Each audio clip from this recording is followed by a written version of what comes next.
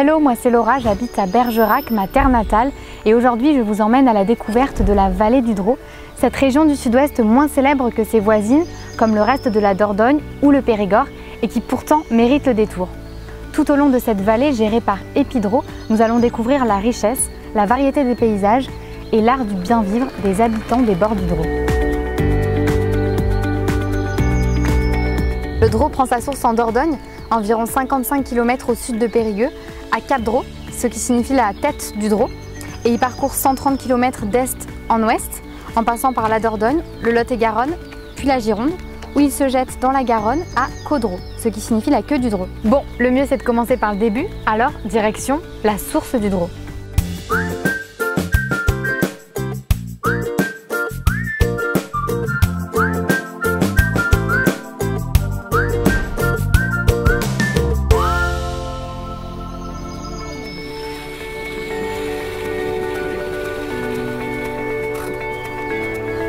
Alors là, nous sommes à la source du Gué. C'est l'une des sources principales avec celle de l'Abraham.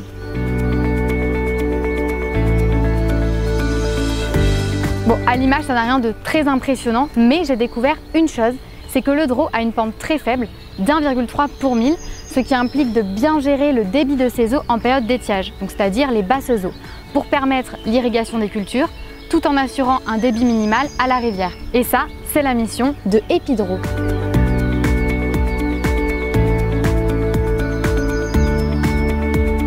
Là-haut sur la colline, c'est la croix des pestiférés.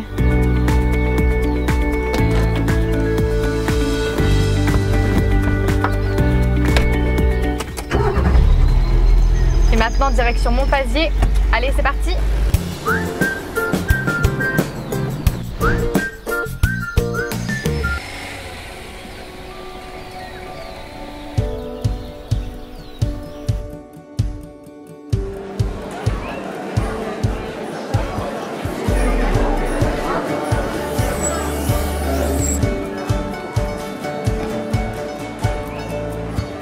Montpazier est un des plus beaux villages de France.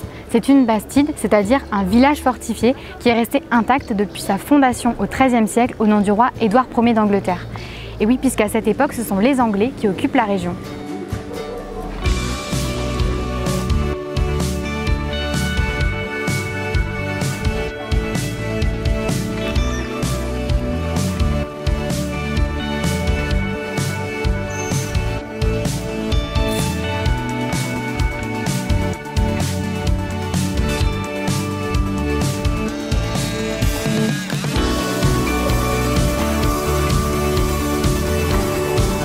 Et maintenant, cap vers l'ouest.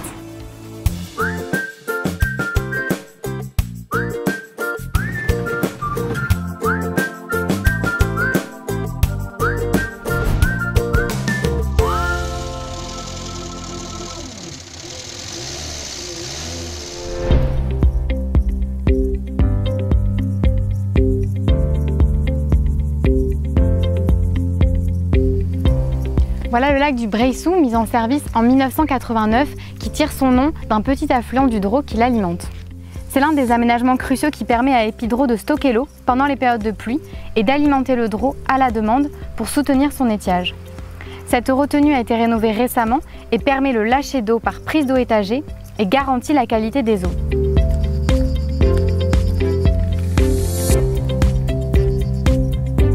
Ici, c'est le paradis des oiseaux, des loutres, des genettes et des pêcheurs.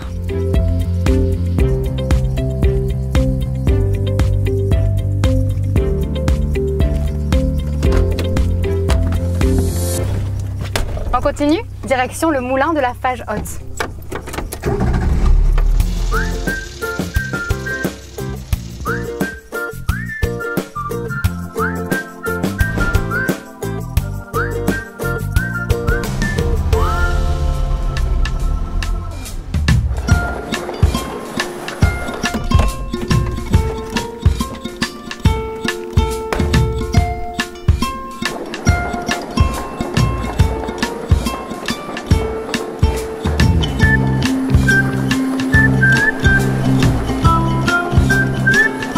Le Drô compte 66 moulins sur son parcours, c'est dire la grande activité qui régnait ici encore au siècle dernier. Et de nos jours, c'est Epidro qui coordonne la gestion de l'eau par l'envoi de SMS et de mails à ses propriétaires, notamment lorsque la réalimentation commence. Alors elle leur demande de fermer les vannes pour ne pas perturber les niveaux et le débit du cours d'eau, mais elle peut aussi demander l'ouverture coordonnée des vannes, notamment lorsque le niveau du Dro monte, pour à la fois limiter les crues et rétablir la continuité écologique. Donc rétablir la continuité écologique, c'est quoi? C'est favoriser le libre transit des sédiments et éventuellement la remontée des poissons.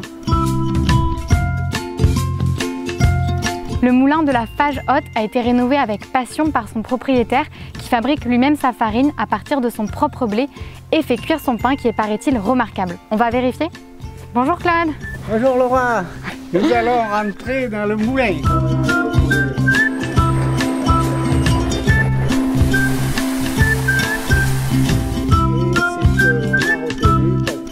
Au revoir.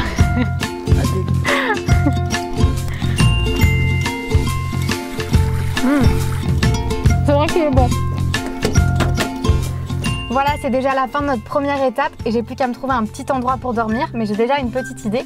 Je vous donne rendez-vous pour la prochaine étape qui nous plongera en plein Moyen-Âge. Bye bye!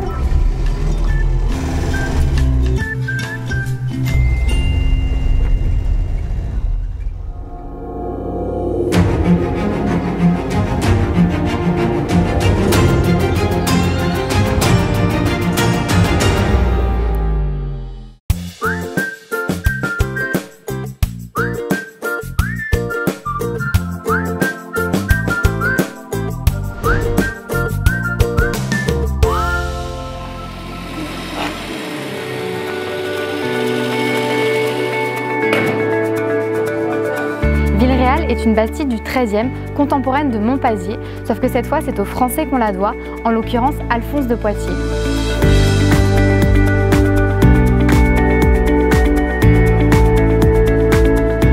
Elle est construite sur un modèle similaire à plan régulier, sauf qu'elle était non close et entourée de fossés, mais avec sa place du marché au centre, comme ici cette magnifique halle qui a vu les marchands anglais succéder aux Français, qui l'ont cédé de nouveau aux Anglais, et ça 3 siècles durant.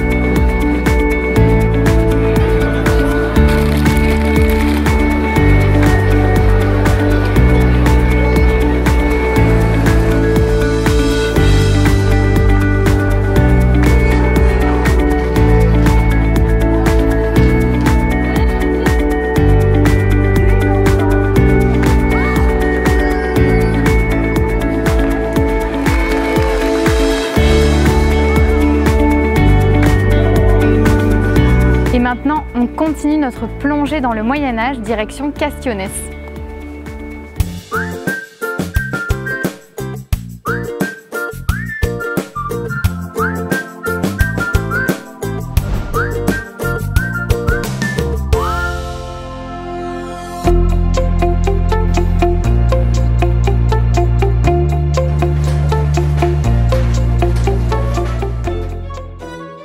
Au hasard des rues, je suis arrivée ici à l'hôtel de cour de Thomazeau. Alors c'est un petit hôtel particulier qui a été classé au monument historique et qui est accessible au public. Et ses propriétaires, monsieur et madame Watton, des Anglais, m'ont autorisé une visite de ce petit bijou. L'hôtel de cour de Thomazeau a été construit en 1770 sur l'enceinte primitive du château de Castionès. Il a été dessiné par l'architecte Victor Louis, celui-là même qui fit bâtir l'Opéra de Bordeaux. La vie ici semble se moquer des siècles et tous les styles s'y côtoient dans un foisonnement joyeux pour notre plus grand plaisir.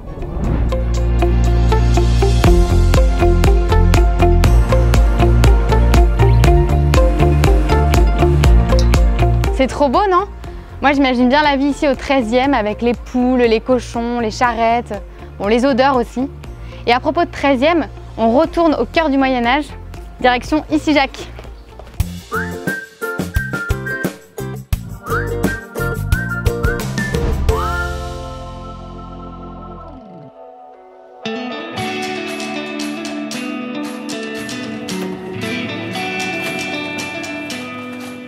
Là, nous sommes devant la maison Champignon, qui est vraiment une maison emblématique d'Ici-Jacques.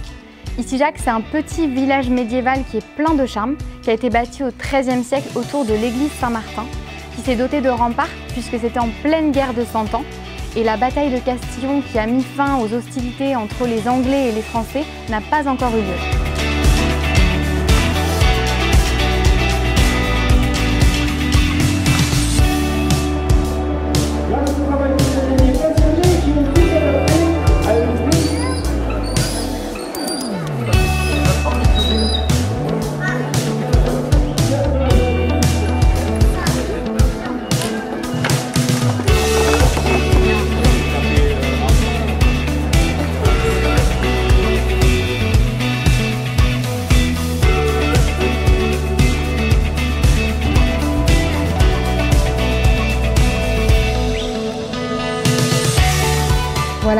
C'est la fin de la deuxième étape. Ça m'a donné un petit peu faim moi. Je vais essayer de me trouver un petit resto sympa et ça manque pas trop dans le coin. Et je vous donne rendez-vous pour la prochaine étape qui va nous conduire sur le Drô sauvage. Bye bye!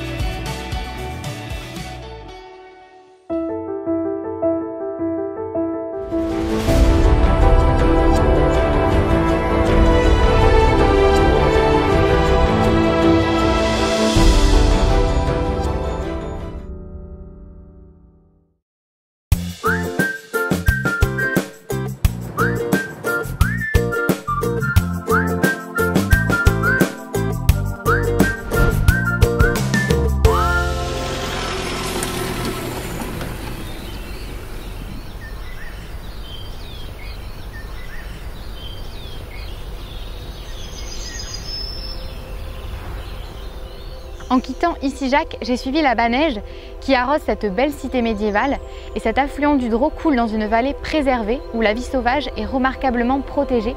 Et ici, dans les prairies humides, on trouve la fritillaire pintade ou tulipe à damier qui est une espèce protégée. Donc à cette période de l'année, elle n'est plus en fleurs, mais au printemps, ici, c'est couvert de tulipes.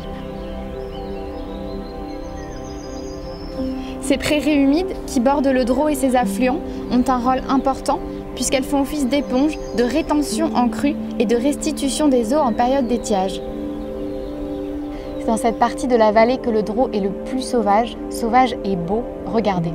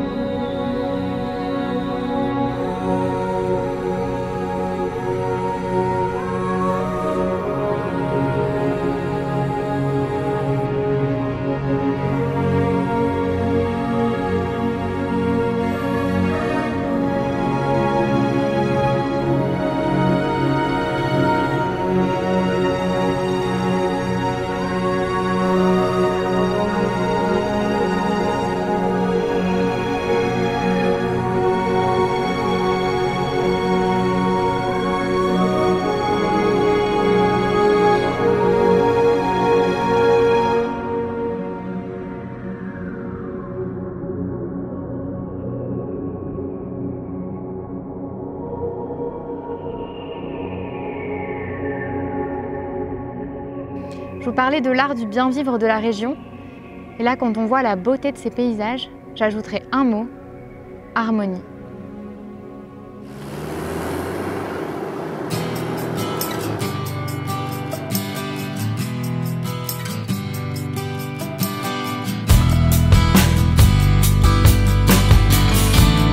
C'est grâce au Drô et à la gestion raisonnée de ces eaux que l'agriculture est vraiment florissante dans la région.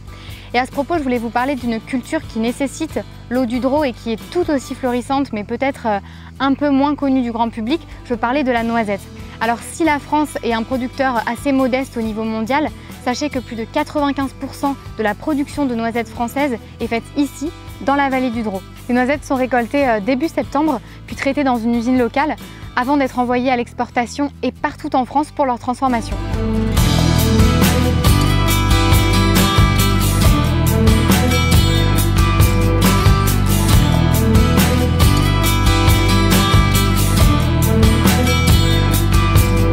Allez, c'est la fin de notre troisième étape et je vous donne rendez-vous pour notre prochaine destination qui nous fera découvrir le pays d'Aimé. Bye bye!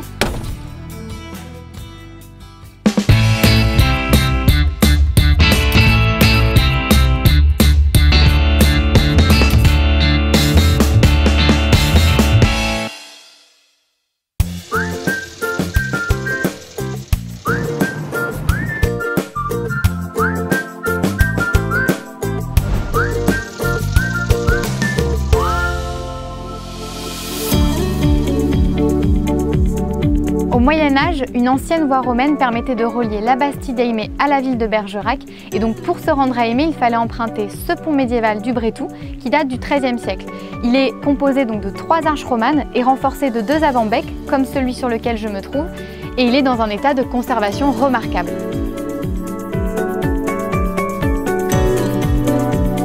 Ici, le syndicat de rivière valorise les plantations pour améliorer la végétation sur les bords du Drô.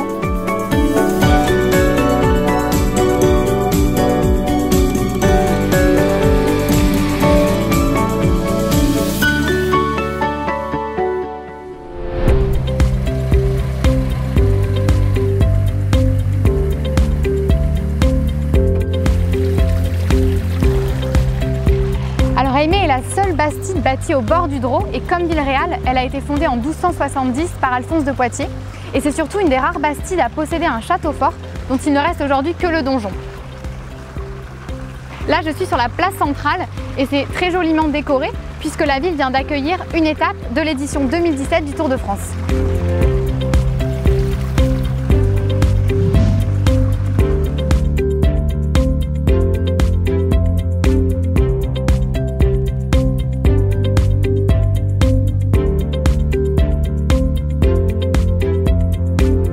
Aimé est aussi un ancien port et l'aménagement pour permettre sa navigabilité a débuté en 1795 et c'est à partir de 1858 que le Drô est devenu entièrement navigable d'Aimé jusqu'à l'embouchure de la Garonne, soit environ 70 km.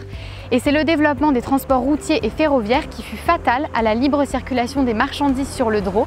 Et à partir de 1899, la bataillerie sur le Drô a complètement disparu avec l'arrivée du chemin de fer entre Bordeaux et Aimé.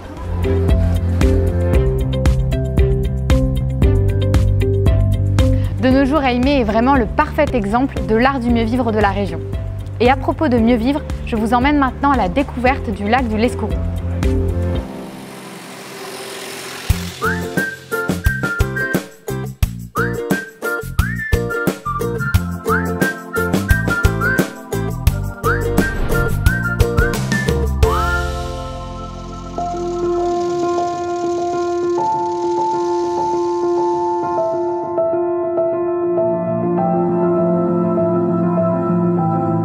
Ce lac du Lescourou, propriété d'Épidreau, est une retenue importante pour la réalimentation et elle est primordiale pour le maintien de l'étiage du Drô, notamment en période estivale. Et donc ici cohabitent les vélos, les marcheurs et les oiseaux.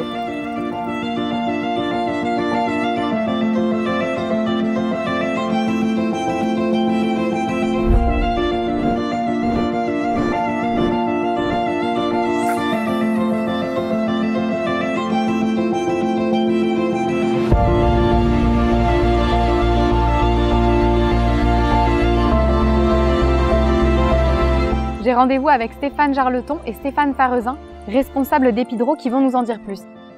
Bonjour Stéphane. Laura. Bonjour. Bonjour Laura. Alors je suis allée au lac du Breissou, ici nous sommes au lac de l'Escourou, c'est impressionnant. Combien est-ce qu'il y a de retenues comme ça le long du Drô? Alors effectivement, vous êtes ici devant notre plus grande retenue du syndicat, qui est notamment une des plus grandes en termes de réalimentation de la Nouvelle-Aquitaine et qui fait partie de nos 5 retenues que le syndicat gère. Ces retenues ayant 3 atouts pour nous très importants, qui est économique, environnemental et touristique, notamment par la beauté de ce lac qui fait qu'aujourd'hui, nombre de marcheurs et de pêcheurs à toute activité profitent de ce magnifique lieu. Et donc là, c'est ce qu'on voit, c'est la beauté de ce lac. Mais dessous, il y a une galerie, c'est possible de la visiter? Tout à fait. Je vais vous laisser visiter cette galerie avec Stéphane qui va vous amener avec plaisir visiter les entrailles du lac. Bon ben super, ok, on y va? Allez, on suit. C'est vraiment l'envers du décor ici. Oui, 130 mètres de galerie et au-dessus de nous, 14 mètres d'eau. Ah mais c'est impressionnant comme ouvrage.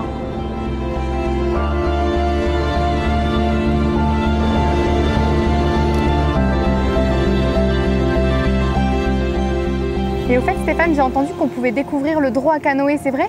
Oui, tout à fait. Il y a une belle base nautique à Allemand du Drô. Bon, bah, direction la base nautique d'Allemand du Drô. Merci beaucoup Stéphane. Merci. Merci. Au revoir, Laura. Au revoir.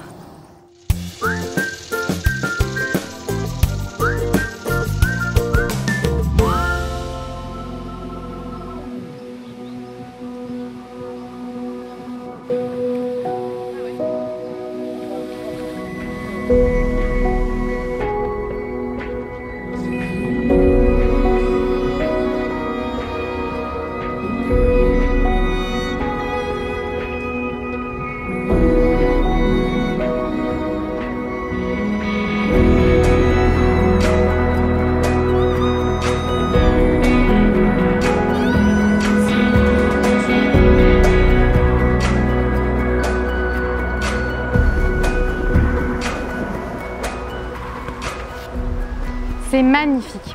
Cette rivière est décidément surprenante dans sa variété.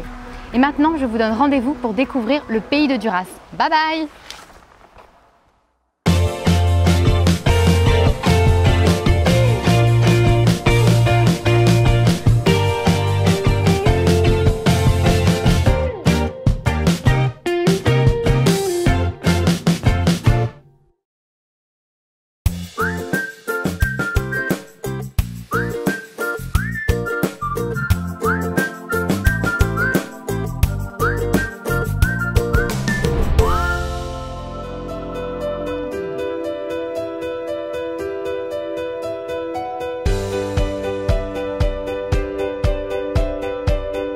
Alors avant d'arriver à Duras, je ne pouvais pas ne pas vous parler d'une culture qui est toujours aussi florissante grâce aux eaux du Drô.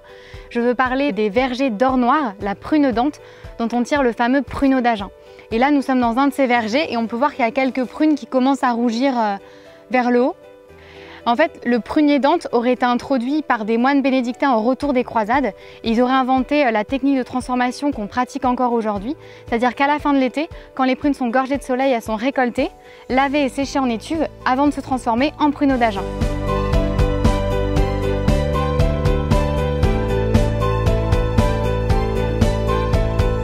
Allez hop, direction Duras et son célèbre château en passant par un magnifique moulin, celui de Caucussotte.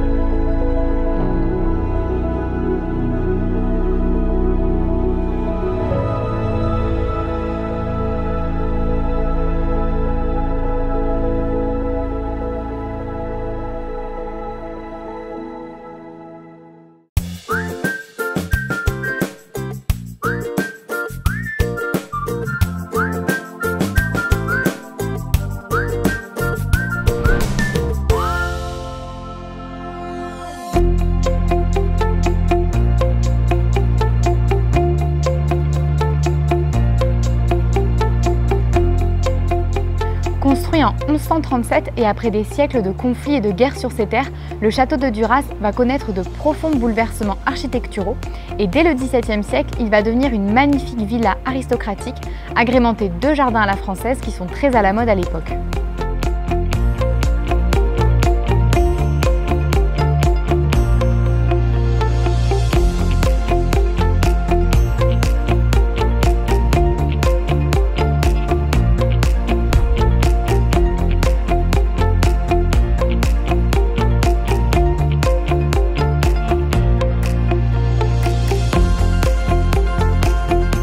Partiellement détruit à la Révolution française et usé par le temps, le château va finalement être acheté par la commune de Duras et après 40 ans de restauration, c'est un patrimoine aquitain à découvrir absolument.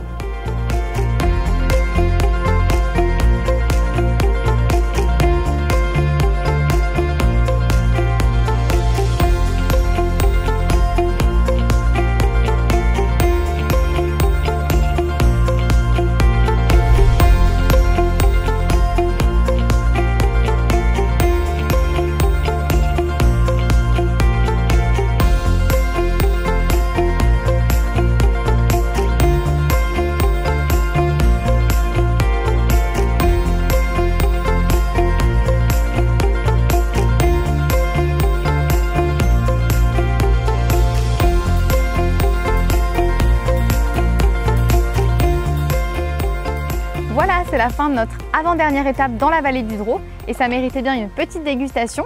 Je me suis laissée séduire. Et maintenant, direction la partie aval du Drô et sa rencontre avec la Garonne. Bye bye!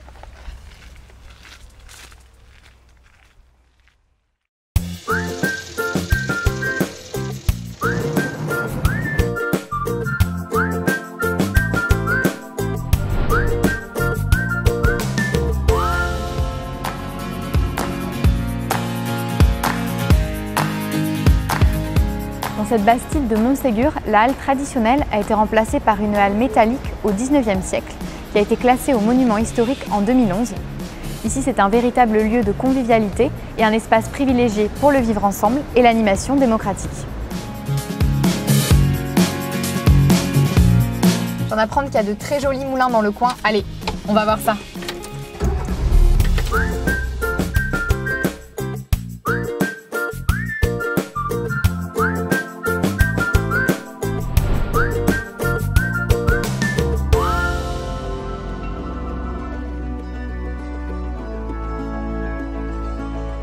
Parmi les 66 moulins que compte le Drô, certains sont magnifiques en termes de conservation et ils constituent un patrimoine exceptionnel.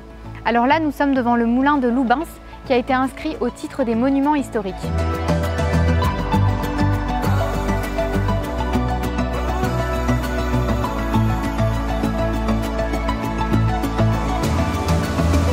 Ici, c'est un concentré de toute l'histoire des hommes dans la vallée du Drô. Les vestiges d'un pont gallo-romain sur lequel je me trouve, le corps de ce bâtiment qui date du XIe siècle, une tour de défense encore présente qui date du XIVe et ce passage qui date au moins du XVIIe. Et enfin l'Areos avec ses arches qui permettaient d'éviter que le bâtiment ne soit emporté par les crues du Drô qui date du XIXe siècle. C'est vraiment impressionnant comme tout ce lieu est chargé d'histoire.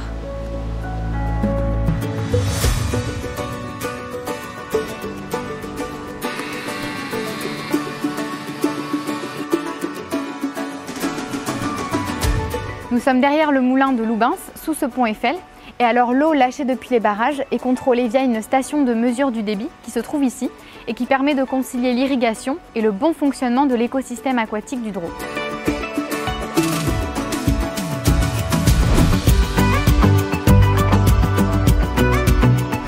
Le moulin de Bagasse est le plus emblématique des moulins fortifiés de Gironde. Il a été construit au début du XIVe siècle par des bénédictins de la Réole. Et lui aussi, comme Loubens, il est dans un état de conservation remarquable.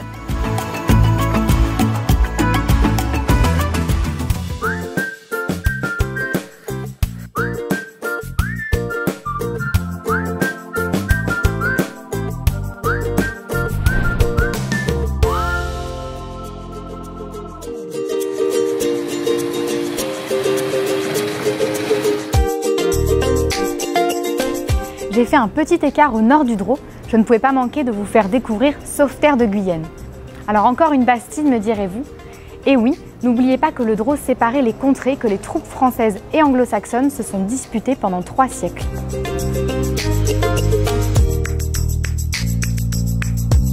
Sauveterre, fondée au XIIIe siècle par Édouard Ier d'Angleterre, est la seule des 8 bastides girondines à avoir conservé ses 4 portes d'entrée. Ici aussi, comme à Duras, la viticulture est florissante dans la vallée de la Vignague, qui est le dernier affluent du Drô. Les gens d'ici l'appellent l'eau des vignes, ce qui en dit long sur son importance. Sauveterre est une cité bien vivante qui aime son vignoble et le fête dignement chaque année.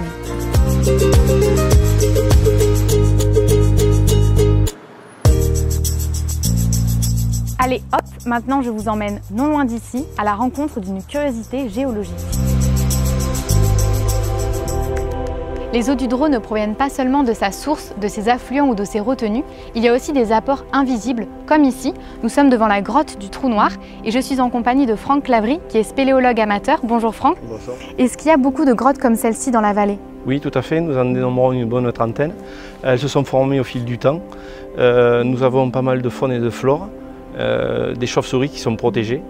Et c'est une source pérenne puisque nous la retrouvons dans la vallée du Drô. J'ai hâte de voir ça, on y va? Allez, on va s'équiper. Ok.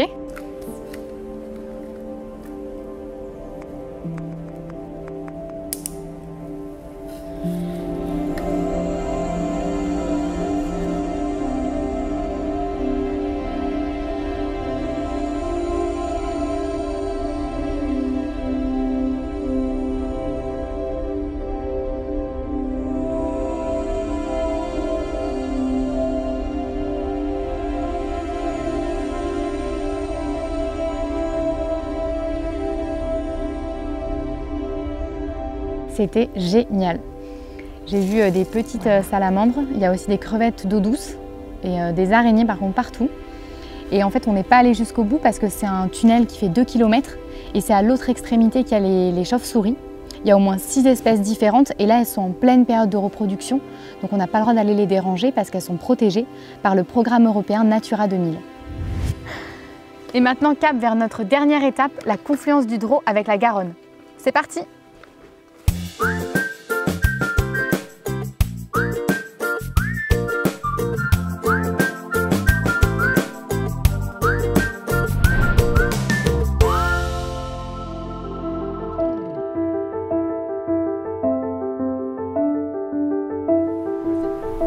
C'est tout près d'ici que le Drô se jette dans la Garonne. Donc ici nous sommes au seuil de Casseuil, dit Bonneuil, qui est le premier verrou d'entrée à la remontée des poissons. Donc il avait été construit pour connecter le Drô à la Garonne et permettre sa navigabilité jusqu'à Aimé. Et donc aujourd'hui le Drô n'est plus navigable et c'est pour ça qu'un projet est en cours pour rétablir la continuité écologique et permettre la libre circulation des poissons et des sédiments. Est-ce que c'est bien ça, Stéphane? En effet, Laura, le seuil fait l'objet d'une attention particulière car il ne permet pas la remontée des poissons avec des débits faibles ou moyens. Le syndicat mixte du Drô aval a prévu d'aménager cet ouvrage pour le rendre franchissable pour la faune piscicole, notamment pour l'anguille et la lauze.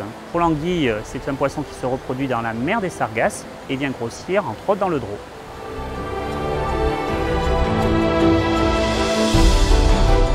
Le seuil va être abaissé de 80 à 90 cm sur cette partie-là. Une passe à enrochement régulièrement répartie est prévue en rive droite du Drô avec une pente de 5% de l'amont vers l'aval. Et cette passe permettra la remontée des poissons à toute période de l'année, même avec des gammes de débit faibles. Au revoir Stéphane, merci beaucoup pour votre accueil sur les bords du Drô. Je vous en prie Laura, revenez quand vous voulez. À bientôt. Au revoir.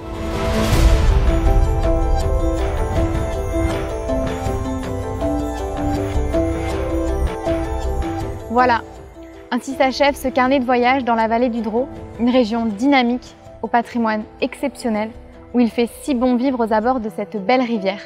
Et surtout, j'espère que vous ne tarderez pas à venir la visiter. Quant à moi, je repars chez moi, à Bergerac, et je vous dis à bientôt, peut-être sur les bords du Drô.